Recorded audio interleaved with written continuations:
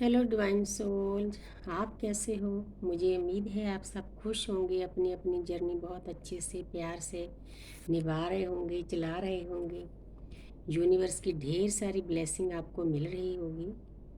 तो आज मैं थोड़ी सी गाइडेंस जितनी यूनिवर्स ने मुझे दी है, तो आज मैं बताना चाहती हूँ कि सरेंडर टू डिवाइन क्या होता है, कैसे करना होता है, उसका हमें क्या बेनिफिट होता है सरेंडर टू डिवाइन का।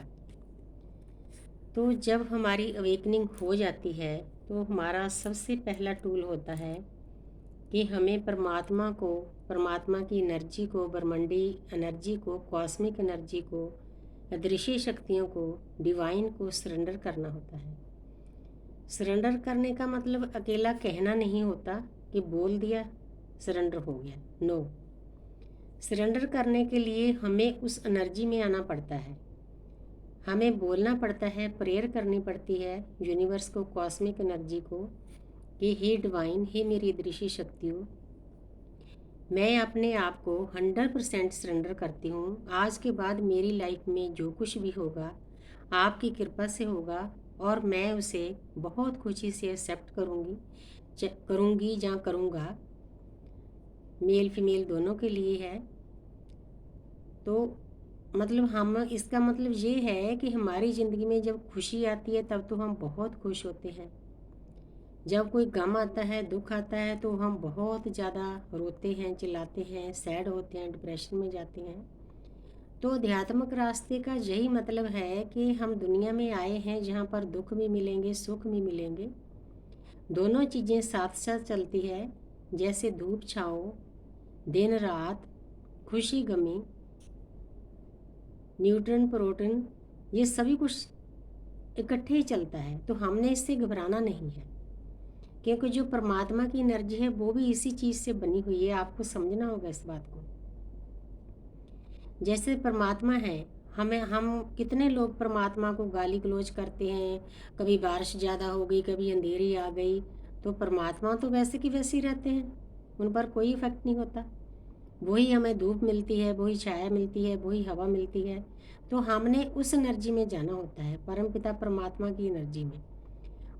उसमें जाने के लिए हमें ये इतनी मेहनत करनी पड़ती है। जब हमारी अवेकनिंग होती है तो हम जब डिवाइन को सरेंडर कर देते हैं तो डिवाइन की किसी भी बात को हमने काटना नहीं, दुख नहीं मानना।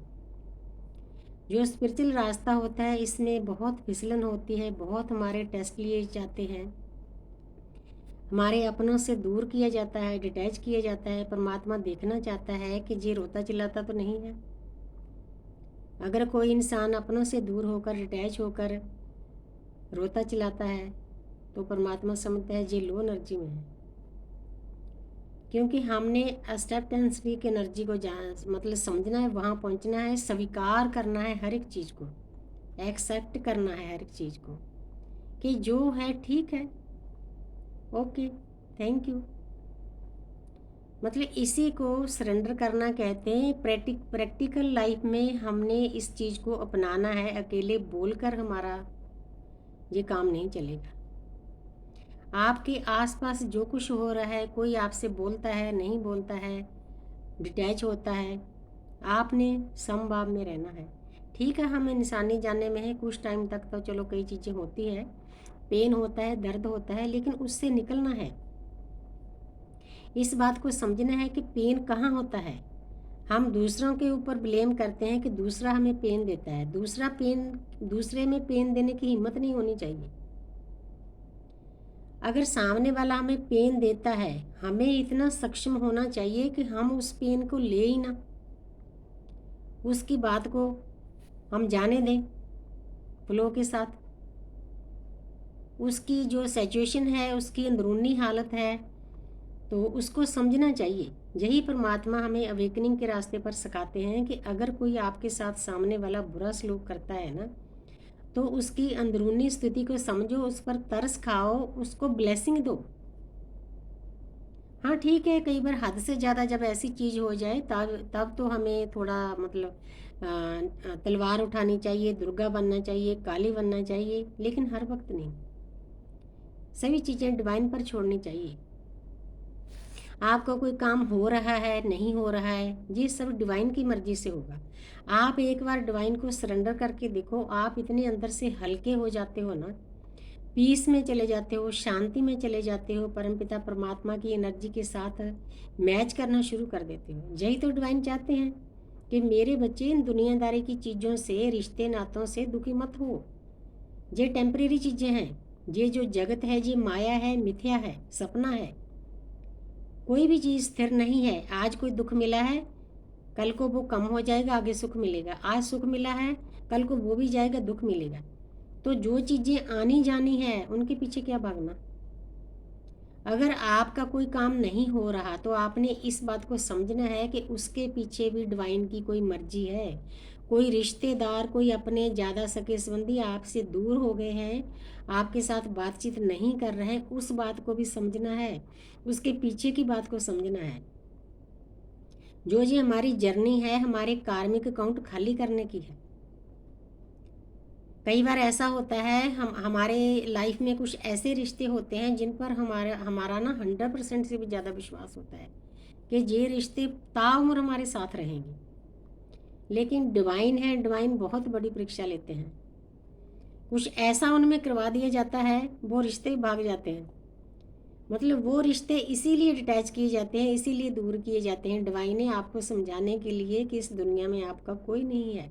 जितना आप खुद हो, जितना परमात्मा है, जितना डिवाइन है, इस बात को समझना होगा आपको। इसी इसी को सरेंडर टू डिवाइन कहते हैं। यूनिवर्स के सामने सरेंडर करना है, प्रैक्टिकली लाना है अपनी लाइफ में।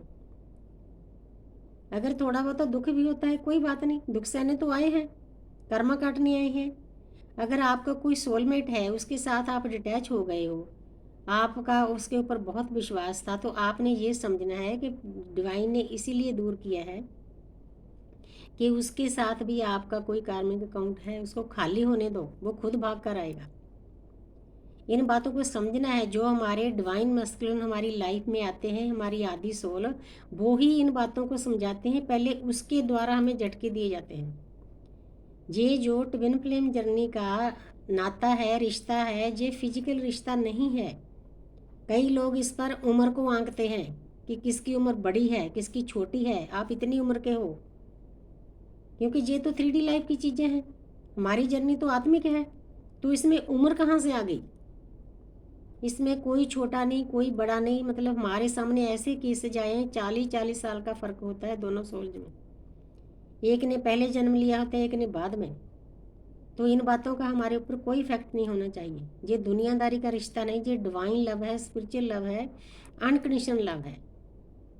उस पर्सन के द्वारा हमें पहले तो हिलाकर हमारी आत्मा की जागृति की जाती है, हमारा हार्ट चक्र ओपन किया जाता है, डिवाइन के साथ कनेक्ट होते हैं, डिवाइन को सरेंडर करते हैं। आस्ते आस्ते होता है, इतनी जल्दी नहीं होता। लेकिन मैं आपको यही समझाना चाहती हूँ कि आपने घबराना नहीं, फ्लो के साथ चलते जाओ, श्रद्धा से, पूरी श्रद्धा से सरेंडर करके ना अपना जो भी आपका काम है, 3D लाइफ का, आपकी स्पिरिचुअल लाइफ का, साधना है, मेडिटेशन है, आराम से करते रहो। जो हो रहा है आपके पास आपके अच्छे के लिए हो रहा है। तो मैंने शुरू में विपसना शुरू की थी। मैंने, जो मेरे टीचर थे यूट्यूब पर ट्विन फ्लेम जर्नी के, उनको एक ही बात बोली थी कि सर देखो, हर एक के पास इतना पैसा नहीं होता कि लंबी, मतलब ज़्यादा कॉस्टली आप मेडिटेशन ले सको।